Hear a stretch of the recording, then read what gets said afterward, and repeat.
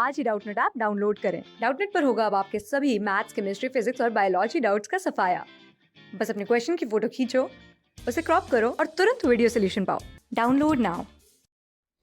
जो अपने carbon ion होते हैं उसमें का एनायन का मतलब क्या है कि एक इलेक्ट्रॉन फालतू तो मतलब उस पर हमारा नेगेटिव चार्ज आएगा।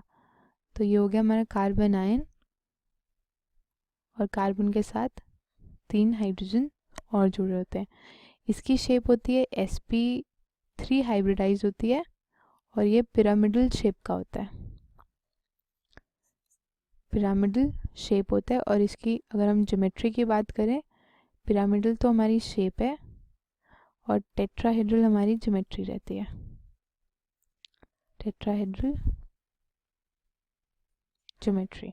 तो अब लोग ऐसे पूछ सकते हैं कि भाई ये वाला जो इलेक्ट्रॉन्स है, जैसे हमारा कार्बोकेटायन था तो एमटीपी ऑर्बिटल था ना, तो उस एमटीपी ऑर्बिटल में रख दो, है ना, और इसकी शेप हम वो ले लेते हैं अपनी, क्या कहते हैं, ट्राइगोनल प्लेनर। मैं कहना चाह रही हूँ कि हमें मिलता कार्बन आयन ऐसे है, sp3 हाइब्रिडाइज्ड है, पिरामिडल शेप होती है या टेट्राहेड्रल ज्योमेट्री होती है, हमने ऐसा ऑब्जर्व किया है, ठीक है। पर लोग ऐसा भी पूछ सकते हैं, आपका डाउट आ सकता है तो कि क्यों नहीं जब कार्बन का जो एमटीपी ऑर्बिटल है जो हमने कार्बोकेटायन में पढ़ा था उसमें 2 इलेक्ट्रॉन्स डाल दो, है ना। तो ऐसा इसलिए नहीं होता है क्योंकि देखिए ये है पी ऑर्बिटल,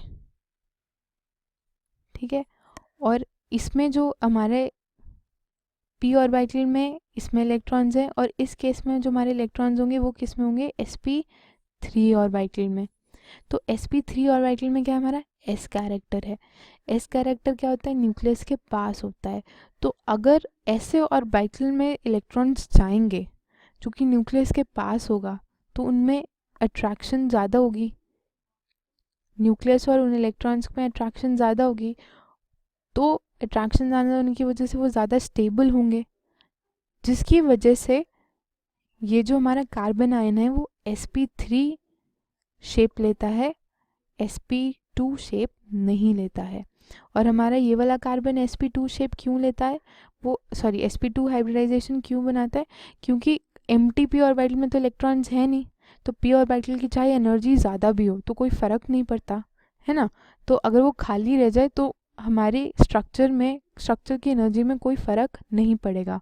और अगर वो ट्राइगोनल प्लेनर शेप अटेन करते हैं तो एंगल इस केस में क्या आता है, 120 डिग्रीज।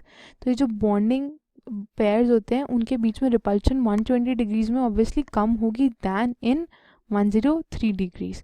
इसलिए जो हमारा कार्बोकेटायन है वो अपना sp2 हाइब्रिडाइज्ड होता है और हमारा जो कार्बन आयन है वो हमारा sp3 हाइब्रिडाइज्ड होता है। शेप होती है पिरामिडल, CH बॉन्ड के बीच में जो एंगल होता है वो होता है 109 डिग्रीज। नेक्स्ट वीडियो में हम पढ़ेंगे फ्री रेडिकल्स के बारे में। क्लास 6 से 12 से लेके नीट, IIT, JEE मेंस और एडवांस के लेवल तक 10 मिलियन से ज्यादा स्टूडेंट्स का भरोसा। आज ही डाउनलोड करें डाउटनेट ऐप या व्हाट्सएप कीजिए अपने डाउट्स 8400 400 400 पर।